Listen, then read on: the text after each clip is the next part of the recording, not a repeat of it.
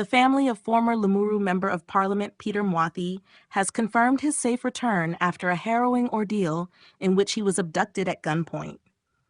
Mwathi was reportedly released late last night and abandoned along the southern bypass, an incident that has raised serious concerns about political violence and security in Kenya.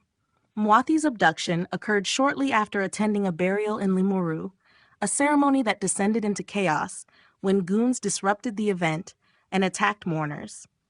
Among the attendees were former Deputy President Rigathi Gachagua, who is contesting his impeachment, and several other prominent leaders. The funeral, meant to be a solemn occasion, turned into a scene of violence as armed individuals attacked mourners with stones, machetes, and iron bars, forcing attendees, including political leaders, to flee. The disruption has drawn widespread condemnation, with many questioning the motives behind such an attack. Mwathi's abduction, following the burial, added another layer of tension to an already volatile situation. His family, while relieved at his safe return, expressed deep concern over the circumstances of his kidnapping. Police have denied any involvement in Mwathi's disappearance, leaving many questions unanswered about who orchestrated the abduction and why. Mwathi's release without physical harm has brought some relief, but the incident underscores a troubling trend of political violence and intimidation in Kenya.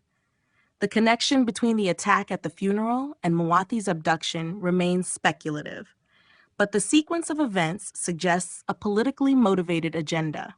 This episode comes on the heels of former Deputy President Gachagua's claims that the withdrawal of his security left him vulnerable to a similar attack during the same funeral.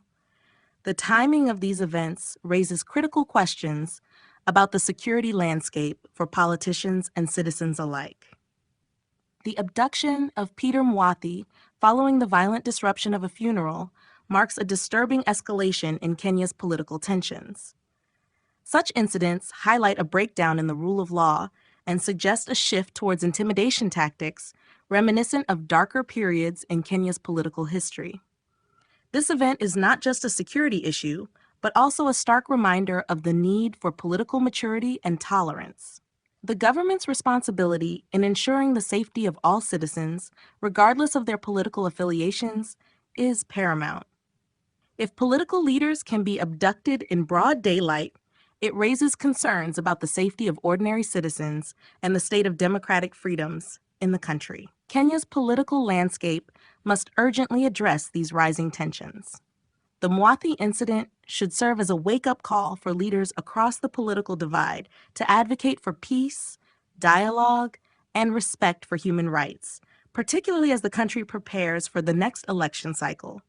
Failure to do so risks plunging the nation into further instability.